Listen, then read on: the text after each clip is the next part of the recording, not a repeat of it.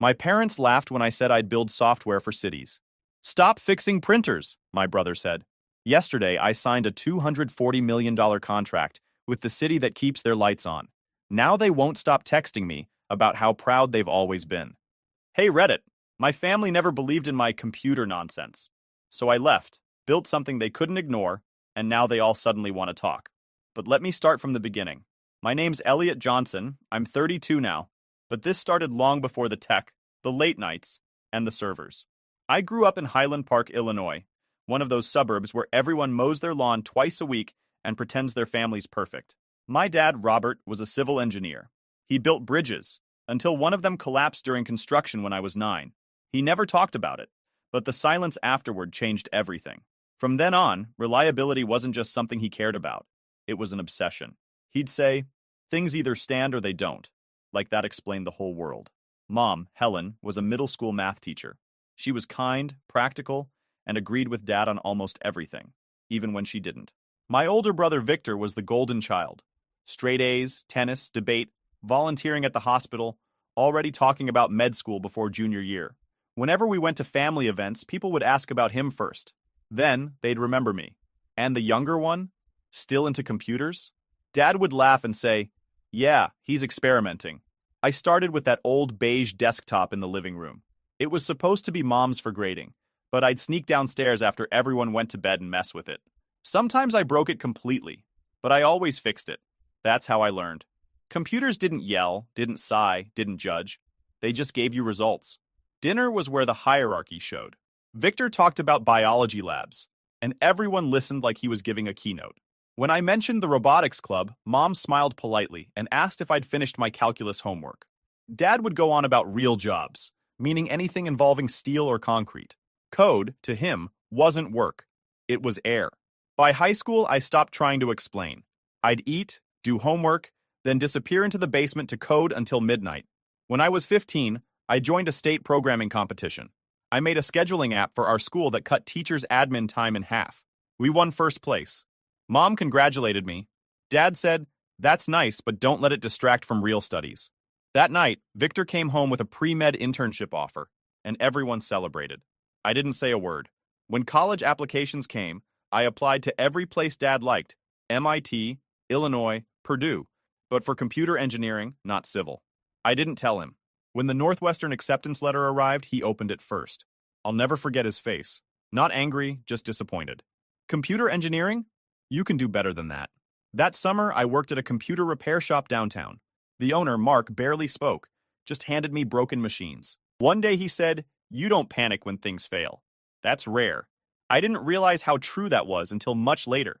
When I finally left for college, Mom hugged me, Dad shook my hand, and Victor told me to keep my options open. It felt like they were all reading from the same script. I drove away thinking I'd prove myself one day. Not by building bridges, but by building something that never broke. Even Northwestern hit me like a system booting for the first time. Loud, fast, full of bugs to fix. My dorm smelled like new paint and burnt popcorn. The first week, Mom texted daily. Dad called once and asked, so what's your backup plan if this computer thing doesn't pan out? I don't need one. That's not how real life works. I spent most days in the engineering building. It felt more like home than the dorm ever did. That's where I met Logan Reyes, older, maybe late 20s, with a short military haircut and a quiet focus that made people move out of his way. We got paired for a systems optimization project. While everyone else picked easy topics, Logan said, let's model something that actually breaks. Logan was a returning vet finishing his degree on GI Bill credits, older than the rest of us, and he'd been auditing a couple of grad seminars while wrapping the last undergraduate requirements. We decided to simulate power usage across campus, dorms, labs, cafeterias, to predict when equipment might fail. Boring on paper, but we liked problems no one else wanted. Logan told stories from his time fixing field sensors overseas. The difference between a glitch and a disaster is 5 seconds, he said once. That line stuck. We ran tests late into the night using real campus data. One week in, we saw weird readings, voltage spikes in the West Engineering Wing. The university systems didn't flag it, but our code kept alerting. Logan checked the logs. Either we messed up or something's about to fry. At midnight, we walked to the West Wing, laptops in hand. The hall was dark except for the red emergency lights. In the mechanical room, one generator panel was humming and giving off heat. Logan touched the casing and swore. That thing's seconds from shorting. We shut it down manually and reported it to maintenance. The next day, a campus email thanked staff for quick response preventing major damage. Logan laughed. Guess luck's getting credit again. 2 days later, campus IT emailed us, a warning about unauthorized monitoring scripts. They threatened suspension. I tried explaining we'd stopped a failure. The reply said, "Intentions don't override policy. We purged the logs to satisfy the policy, on paper, and moved the prototype off the university network. Our script worked. It did exactly what we wanted. Catch something before it broke. No one knew, and somehow that made it better. After that, Logan and I started hanging out more. He wasn't a talker, but he listened hard. He taught me to think about systems like living things, how heat, stress, and human error all connect. I showed him how to automate the boring parts. By mid-semester, we practically lived in the lab. We ate vending machine bars and only talked when something failed. Logan said he liked working with me because I didn't panic. I said the same thing about him. That's when we built the first version of the Watchdog, the prototype that would later evolve into Urban Guard. It ran quietly on an old lab box we'd isolated from the university network, pulling data from sensors we definitely weren't supposed to access. One night, the server froze for 30 seconds. When it came back, it flagged a heat spike in a dorm's mechanical room. Maintenance replaced a busted cooling fan the next day. No outage, no news. We caught it first. A professor called it lucky timing. I wanted to correct him, but Logan said, "Let it go." It worked, so we kept improving it. I handled the code. He wired the hardware. It was clean, steady, and invisible. Exactly what I liked. Around that time, I stopped calling home as much. Every call was the same. "How's class?" "Good." "What are you building?" I'd explain, and Dad would interrupt. "But how does that make money?" That was the end of every conversation. By spring, the Watchdog was running on 2 campus buildings, off the official backbone, without anyone knowing. That semester, I got straight A's and a formal warning for unauthorized system use. The irony wasn't lost on me. The night before summer break, we sat outside the engineering building watching lights go out across campus. Logan said, "Most people build stuff to show off. We build stuff so no one ever has to think about it." I nodded. That was the moment it clicked for me. I didn't want to make flashy gadgets or chase attention. I wanted to build things that worked quietly and never failed. Then graduation day came faster than I expected. Northwestern's quad was full of people in purple gowns taking photos like they were done learning. I wasn't sure if I felt finished. Logan and I already had plans. Logan wasn't walking that day. He'd finish his remaining credits the next term. But he showed up anyway because we were already acting like a company. After the ceremony, Victor found me near the library. He was in his white coat, still carrying that effortless confidence he'd had since we were kids. "So, little brother," he said, giving my cap a flick. "Computer engineering, huh? You fixing printers now or what?" I smiled because that's what I always did when he joked. "Something like that," I said. He laughed. "Seriously though, what do you even do with that degree? You going to make apps for restaurant menus?" Logan, who'd been standing next to me, crossed his arms. "He builds systems that keep those hospitals of yours from shutting down," he said flatly. Victor looked at him, amused. "Right. Well, when you figure out how to make that pay rent, give me a call." He clapped me on the shoulder and walked off toward his car.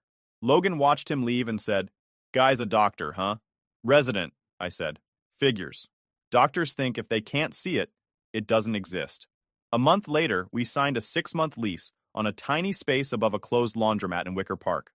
We scraped together our savings, mostly from freelance jobs and small repair gigs, and bought 2 used servers off Craigslist. We named them Echo and Sentinel. The first few weeks were chaos.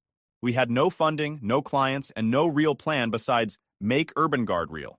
Logan slept on a camping mat in the corner. I lived on instant noodles and canned soup. We worked 16-hour days writing and testing code that barely stayed online. To keep money coming in, we fixed network issues for small offices and upgraded old building control panels.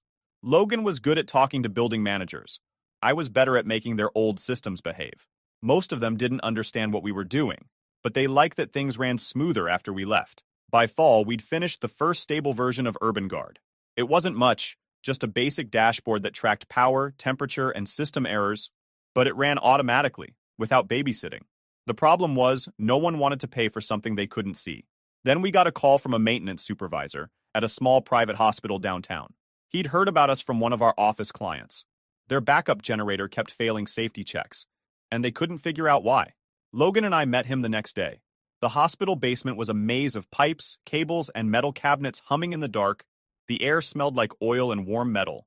The supervisor, a guy named Harris, wiped his hands on his coveralls and said, "If you can get this thing to stop tripping alarms, you've got a permanent client." We spent the rest of the day installing sensors and connecting them to our system. It was the first time Urban Guard ran outside our office. Watching those green dots appear on the screen, each one a live feed from a generator, felt like turning on a heartbeat monitor for a machine. That night, a storm rolled in over the lake. Heavy rain, thunder close enough to shake the windows. I was asleep on the office couch when my phone buzzed. It was Logan. "You seeing this?" he asked. I sat up and looked at the dashboard. The hospital's main generator had switched to emergency mode, then went red. The backup was seconds from overloading. "Run the manual override," I said. I tried. The control signal's not getting through. "Get Harris on the line," I said. Logan three-wayed him in. His voice was rough with sleep. "Harris, we're seeing a stuck relay on the main. I need you in the mechanical room. Panel 7B. Tell me when you're there. Footsteps, a door, metal. At 7B. Okay. Lift the clear guard. Move the bypass lever from main to secondary. You'll feel resistance. That's normal. On 3, 1, 2, now." The dashboard lagged, then the trace dropped. Urban Guard's failsafe had already isolated the fault. Once Harris moved the bypass, the load shifted cleanly to the secondary line, and the reading stabilized. 5 minutes later, the red lights turned green again. Power restored. ICU stable. Logan exhaled over the phone. "We just saved a hospital." "No," I said. "We saved a machine that saved a hospital." The next morning, we went down to check things in person. Harris met us at the door, looking half awake and completely confused. "We didn't even know it went down," he said. "Local device alerts pinged, but the building-wide alarm never escalated. The failover finished inside thresholds." "How'd you pull that off?" "Just fix some logic errors," Logan said. Harris grinned and handed us a stack of forms. "Whatever you did, keep doing it. The board wants to extend your contract." A month later, a sister facility in the same network signed on. Only later did I realize it was the one where Victor pulled shifts. That was the first time we got paid for real work under the Urban Guard name. It wasn't much, but it covered rent for 2 months and enough spare parts to expand. We bought another used server and added redundancy. We also stopped treating the loft like a data center. Production moved to a single-rack colocation space with proper power and cooling. We kept cloud capacity for spikes, and we dropped rugged edge boxes in each building. The office kept the test rigs. Production lived where failure was boring. For weeks after, we barely left the office. Every day was a loop. Test, deploy, patch, eat, crash, repeat. Logan took calls from new clients. I refined the code to handle more sensors. The system started running smoother, predicting small failures before they happened. One night, while labeling a new batch of data, Logan said, "You ever tell your family what we're doing?" I shook my head. "They wouldn't get it." He smirked. "That doctor brother of yours would probably bill you for emotional stress." I laughed for the first time in days. "Yeah, probably." By winter, we were monitoring 4 office buildings, 2 warehouses, and that hospital. We weren't rich, but we were surviving. Every new contract came from word of mouth. Our uptime reports kept showing up in facilities' board minutes. Apparently, that's how the Department of Urban Systems started tracking us. One evening, I found myself staring at the dashboard, hundreds of green lights flickering across Chicago. I thought about Dad's words. Things either stand or they don't. These lights were standing because of us. We filed the paperwork for full incorporation a week later. No ceremony, no press release, just a small sign taped to the wall. Urban Guard Systems, INC. That night, as we locked up, Logan looked at the glowing city skyline and said, "We're not fixing printers anymore." I nodded. "No, we're building something that can't afford to fail." By the time I turned 30, Urban Guard was running quietly in the background of half a dozen buildings across Chicago. Over the next year, referrals and compliance checks pushed us past boutique scale. Slowly at first, 7 buildings, then 10. We still kept our heads down. The maps just got busier. We weren't famous or rich, but we were stable. Our clients liked that we didn't make noise. Just uptime reports and quick fixes. We worked mostly through referrals. No website, no marketing. It was better that way. The fewer people who knew who I was, the fewer wanted to interfere. I'd moved into a small apartment in River North, barely furnished. Just a mattress, a folding table, and 6 monitors glowing day and night. My schedule wasn't really human anymore. I'd nap for an hour, work 4, eat whatever I could heat in the microwave. The only sound in the room came from the fans and the servers humming along the wall. Most days blurred together, a mix of system checks, building alerts, and maintenance calls. Logan handled on-site work now. He liked people. I didn't. We'd meet twice a week at the office to review data and contracts. He'd tell stories about clients who didn't understand their own equipment, and I'd quietly fix the problems they didn't realize they had. Despite running a network that literally kept power on for thousands of people, my parents still thought I fixed computers for a small tech firm. I never corrected them. It wasn't worth explaining something they didn't believe in. Then came Thanksgiving. Mom called 2 weeks early to remind me that everyone's expecting you this year. I hadn't been home in months. I said I'd come, though part of me already regretted it. When I showed up, the house looked the same. The same brick siding, the same mailbox with Dad's name fading off. Mom hugged me at the door, then immediately asked if I'd brought a jacket. Dad was in the living room watching a football game with the volume too high. My brother Victor was already there, sitting next to him in his hospital scrubs, eating pie before dinner like he owned the place. "Well, look who decided to show up," Dad said without looking away from the TV. "The computer man himself." Victor smirked. "Hey, at least he's consistent. Still fixing routers?" I set my coat on the chair and forced a laugh. "Something like that." Dinner started normal enough. Mom passed around the turkey. Dad talked about local news. Victor told a story about a complicated surgery he'd assisted on. Every sentence out of his mouth got a reaction. Mom's proud smile, Dad's approving nod. Then Mom turned to me. "And how's work, Elliot?" "Still doing, what do you call it? Network stuff?" "It's going well," I said. "We just expanded to a few new buildings downtown." Victor raised an eyebrow. "Oh, so like office maintenance?" "More like infrastructure management," I said. "We handle systems that monitor." Dad cut me off with a chuckle. "Sounds like he's still playing computer games. You should let your brother show you what real work looks like sometime." Mom frowned lightly. "Robert," he shrugged. "What?" "It's true. One of you saves lives. The other stares at screens." The words hit harder than I expected, mostly because he didn't mean them to be cruel. He just believed them. Victor leaned back in his chair, clearly enjoying the moment. "You know, I could get you something at the hospital's IT department. They're always hiring techs. Benefits, steady pay, real hours." Mom smiled like he'd just solved a problem. "That would be perfect. You could move closer to your brother." "I'm fine where I am," I said. Dad waved his fork. "No shame in steady work, son. Stability is everything. Computers crash. Bridges stay standing." I put down my glass and said quietly, "Your bridges collapsed once too." The room froze. Mom's smile disappeared.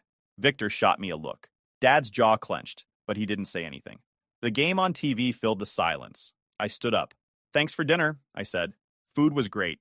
Mom got up too, trying to fix it. "Elliot, don't leave, it's..." But I was already grabbing my jacket. "I've got work tonight," I said. It wasn't a lie. Outside, the air was cold and sharp. I sat in my car for a few minutes, watching the lights from the windows flicker against the snow. Inside that house, they thought I was lost. Out here, I was the one keeping their world from going dark. That night, back at my apartment, I logged in to check the systems. The hospital where Victor worked was one of our biggest clients. I stared at its node on the Urban Guard dashboard. Green, stable, perfect. He didn't know it, but his entire department depended on my code running right. I didn't tell Logan about the dinner. He probably would have said something sarcastic like, "They'll get it when they get the bill." Instead, we just worked through the next few weeks, monitoring new contracts. Across the following 9 months, those few new buildings turned into a network. Harris's hospital referred 2 sister sites. A property group bundled 3 towers. Warehouse operators copied each other once they saw the uptime reports. By the following fall, Urban Guard had grown faster than either of us planned. We were handling critical networks for 4 hospitals, 7 office towers, and a handful of warehouses, up from the 6 sites I'd been bragging about at 30. Every day, the system gathered thousands of data points, heat maps, voltage patterns, air pressure logs. I'd built the alerts to be subtle, almost invisible, because if Urban Guard was doing its job right, no one should ever notice it. One afternoon, Logan came into the office holding a folder. "New lead," he said. "Some government department wants to talk." Something called the Department of Urban Systems. I looked up from the screen. "What do they want?" He flipped through the papers. "Evaluation contract. They're testing citywide infrastructure solutions. Energy grids, water systems, public buildings. They want to see if we can handle load scaling across multiple sectors." "That's not small," I said. Yeah, he replied. It's the kind of deal that either makes us legit or buries us in paperwork. I opened my inbox. There it was. An official email from Amanda Parker, lead auditor, Department of Urban Systems. The subject line read, Evaluation Inquiry, Urban Guard Integration Proposal. I clicked it open. Her message was direct. We've been following your work on regional building systems. Urban Guard appears to meet several criteria for public safety infrastructure. We'd like to schedule an initial audit next month. The email included a standard 90-day pilot services agreement, legal cover so we could plug into the city's sandbox during evaluation. We signed it that afternoon. Logan leaned over my shoulder. You realize if this goes through, we're not under the radar anymore. I nodded slowly. Maybe it's time we stopped hiding. Still, part of me hesitated. The quiet had always been my comfort. Now, for the first time, it felt like someone was about to look behind the curtain. The first call happened on a Thursday. I joined through voice only. My camera stayed off as usual. Good morning, Mr. Johnson, Amanda said. Her voice was clear and steady, the kind you hear from people who never second-guess themselves. We appreciate your cooperation. Happy to help, I said. We like when systems are tested. Keeps them honest. She paused for a second before answering. We'll see about that. Logan sat next to me during the call, muted, mouthing the words, she sounds scary. I ignored him. Amanda asked questions for almost an hour. Uptime percentages, redundancy layers, failover thresholds, encrypted protocols. She didn't waste words. She knew what to look for. When the meeting ended, she said, We'll schedule an in-person audit next week. My team will need access to your lab and your production rack. Understood, I said. After the call, Logan leaned back. She's thorough. She's efficient, I corrected. There's a difference. 2 days later, NextSpace made their move. Their CEO, Brandon Crane, showed up in an industry article announcing his company's vision for next-generation civic automation. Big words, no substance. He was all marketing. Slick hair, tailored suits, expensive sound bites. The article mentioned that NextSpace had also been invited to compete for the same contract. Logan read it out loud. Crane says, citizens deserve smarter cities, and only NextSpace has the technology to deliver. I rolled my eyes. He's selling buzzwords, not reliability. He's selling himself, Logan said. And the city eats that up. We'd met Brandon once before at a conference in St. Louis. He'd laughed when we told him Urban Guard was self-funded. That's cute, he said. You're the garage guys.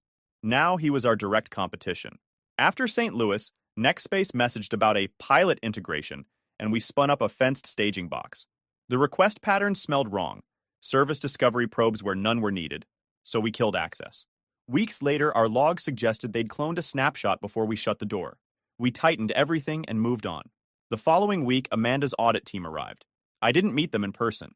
Logan handled the on-site part at our office while I monitored remotely. He texted me as they walked in. 3 people. Suits, laptops, no smiles. Amanda led the group. She wasn't what I expected. Mid-30s, professional, precise. Everything about her was neat. Clothes, notes, posture. She didn't waste time on introductions. Let's start with your redundancy network, she said. We'll trace data flows from sensor to cloud. Logan gave them a quick rundown, then called me on speaker. Elliot's our system architect, he said. He'll answer the deeper questions. Amanda's voice came through the line. Mr. Johnson, why do you operate without external API dependencies? Because we've seen what happens when third-party services fail, I said. We'd rather take the blame than pass it around. She wrote something down. That's a rare philosophy for startups. We're not a startup, I said. We just never stopped running like one. She didn't respond, but I could tell she respected that. The audit lasted 4 hours. When they left, Logan called me. She's sharp, didn't miss a single detail. How did it go?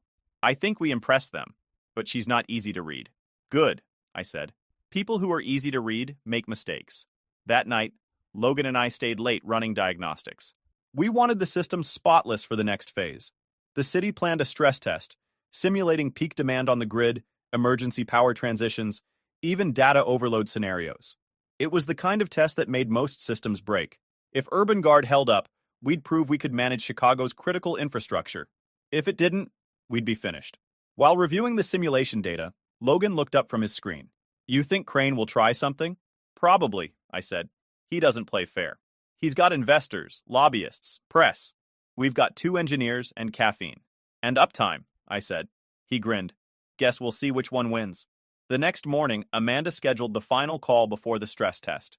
Her tone was slightly different, still professional, but more conversational. I have to say, Mr. Johnson, your network architecture is unusually lean. How many engineers do you employ? 3 full-time, 2 contractors? That's small. Efficiency isn't about headcount, I said. True.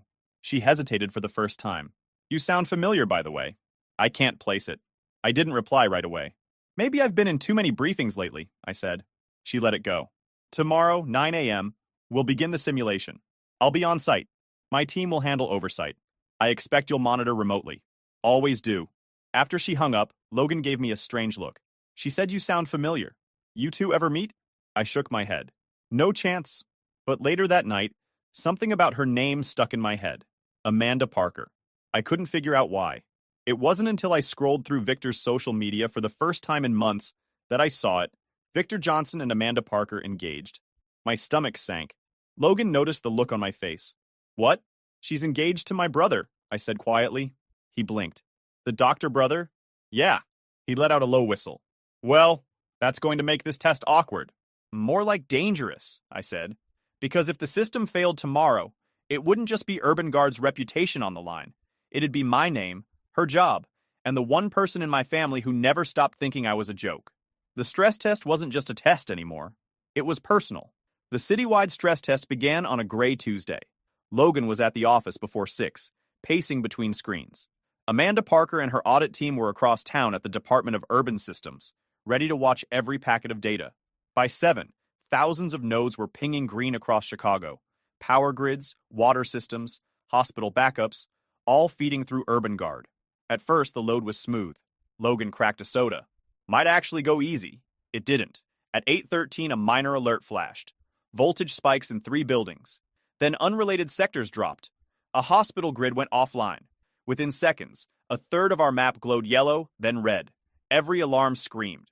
That's not part of the simulation, Logan said. No, I muttered. It's real. He typed furiously. Someone injected code into the feed, looping false sensor data. During evaluation, both vendors pushed through the city's sandbox exchange, a shared telemetry bus.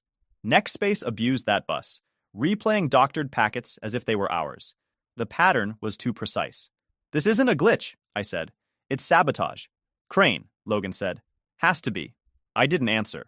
I was already isolating corrupted sectors, rerouting clean nodes. Elevators stopped mid-floor. Traffic lights froze. Amanda's voice cut through the conference line. Mr. Johnson, we're seeing massive failures. Is this your doing? No, I snapped. External interference. I need proof. I'll get it. The code signature looked familiar. Ours, but twisted. I pulled an old backup and matched it. Elliot, Logan said. That's your code. Not mine. Ours. Crane lifted our prototype when he tried to buy us out. He's using our own framework against us, Logan muttered. Then we take it back. We started rerouting manually, one node at a time. Automated protocols were dead. It was just us and our redundancy layers. My phone buzzed repeatedly. Logan said, "Answer it before you lose focus." It was Mom. "Elliot," she said, voice tight. "Do you ever plan on calling us again?" "Mom, now's not—" "You always say that. Do you even know your father was in the hospital last month?" I froze. "Why?" "Stress. Blood pressure. He won't admit it, but he misses you. And Victor says you never return his messages." "I'll call him later." "You always promise." Her voice cracked. "You're still part of this family. You don't just disappear because of a tech company." The monitors flared red again. Logan shouted, "We're losing Grid 3." "I have to go," I said, ending the call. The next 30 minutes were chaos. Half the city's infrastructure wavered. Amanda came back on. "If you can't fix this, we'll terminate the evaluation." "You do that." "The city shuts down," I said. "Then you'd better fix it." Logan took hardware overrides. I dug into the software core, stripping corrupted packets, rebuilding connections. The room temperature climbed as servers strained. At 9:27, Logan yelled, "Hospital grid's back online." "Good," I said. "Keep pushing east." Amanda's team stayed silent, just watching to see if we could hold it. Then Victor called. Worst timing. I ignored it. He called again. Finally, I answered.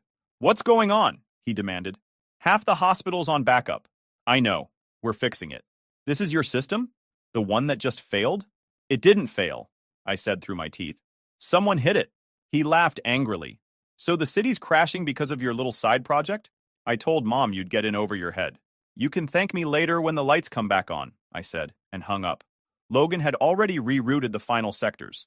I typed the last command to restart the master controller. The map flickered, then stabilized. All the red lights faded to green, just the hum of the servers. Logan leaned back, exhausted. We're good. Amanda came back on the line. Is the network stable? Check your monitors, I said. A pause. Confirmed. All sectors back online. She exhaled, the first relief I'd heard from her all week. Mr. Johnson, you just prevented a total blackout. Logan grinned weakly. Guess the test was successful. I wasn't smiling. My phone kept vibrating. Mom, Victor, even Dad. Guilt twisted in my chest, but I shoved it aside. Amanda spoke again. We'll need a full debrief. You'll have to explain how this breach happened. I already know, I said. It was Nextspace. The packet fingerprints matched the snapshot we'd logged 2 years ago. Their engineers had lifted our early framework and twisted it back into the sandbox. I'll need proof. I'll send you the logs. Do that, she said, and hung up. The moment the line went dead, Logan dropped his headset and leaned against the desk. You realize what just happened? Yeah, I said quietly. We just saved the city from the system meant to test us. He nodded. Crane's not walking away clean. I sat down, rubbing the back of my neck. My phone buzzed again. A text from Mom. We just saw the news. Were you part of that city thing? Please call us. We're worried. I stared at the message before locking the screen. The city was stable again. Logan broke it. You gonna call them back? Not yet, I said. There's still too much to fix. Even with Chicago lit up below us, all I could think about was how easily everything could go dark again. The next morning came without sleep. Chicago had power again, but I didn't. Urban Guard's servers were steady, the logs clear. Nextspace had launched the breach using our stolen prototype code. At 7 sharp, Amanda Parker called. Her voice was calm, but tired. We've confirmed it, she said. Nextspace's clusters match your timestamps. You're cleared. I let out a slow breath. What you and your team did kept this city running, she added. You should be proud. I didn't do it for pride, I said. Systems aren't supposed to fail. There was a pause then. You sound like your brother. That caught me. You know about Victor? I didn't make the connection until last night. Johnson didn't narrow it. Half my caseload is Johnson's. But the hospital flagged you as Urban Guard's emergency contact when the backup grid failed. That's when I asked Victor, and, well, he confirmed. My stomach sank. So now you know. He's worried about you, she said quietly. He won't admit it, but he is. Before I could answer, Logan walked in with coffee. Amanda's tone shifted. There's a press briefing this afternoon. The department's announcing a new partnership with Urban Guard. Your family's been invited. My family? Yes, she said. Victor asked for it. She hung up before I could protest. By noon, Nextspace was collapsing publicly. News outlets ran the story nonstop. Private firm causes citywide breach. Urban Guard prevents blackout. Brandon Crane tried to frame it as a technical miscommunication, but Amanda's report and our logs were everywhere. Emails poured in. Journalists, investors, even city officials wanted meetings. Logan grinned. Guess we're the heroes now. Don't say that, I muttered. Heroes don't get audited. The briefing was held at City Hall. The place was packed. Press, officials, and more cameras than I'd ever seen. Logan wore a jacket. I didn't bother. The city had reserved a small section for the Urban Guard team and their families. My family sat near the front. Mom, Dad, and Victor. Seeing them all there felt heavier than any speech. Amanda opened the conference. Yesterday proved reliability isn't about flash or funding. It's about trust. When everything failed, Urban Guard held the line. She turned toward us. Founded by Elliot Johnson and Logan Reyes, Urban Guard quietly managed critical systems across Chicago for years. Their technology prevented a total shutdown of hospitals, transportation, and utilities. Then she paused and smiled slightly at the cameras. Today, we're announcing a 10-year, $240 million partnership between the City of Chicago and Urban Guard Systems, with citywide expansion over the next decade. Applause filled the room. I stood because Logan nudged me. Cameras flashed. Amanda finished, It's not every day a system saves a city. Maybe it's time we recognize the people who build them. When it ended, Mom hugged me before I could react. I can't believe it, she said. They said you saved Chicago. Dad's voice cracked slightly. You made us proud today, son. It didn't sound rehearsed. It sounded real. Victor shook my hand, smiling. Guess all that router fixing paid off. Guess so, I said. He nodded. You proved me wrong, and I'm glad. Mom touched my arm. Come home soon. We miss you. I didn't argue. For once, there was no edge to her voice. Amanda walked over, still in professional mode but smiling for real this time. Mr. and Mrs. Johnson, your son's team did exceptional work. Mom laughed nervously. So you're the one who found out they were brothers? Amanda nodded. Took a power crisis to figure it out. Victor slipped an arm around her. Told you she was smarter than both of us. I smiled faintly. No argument there. 3 weeks later, the deal was signed.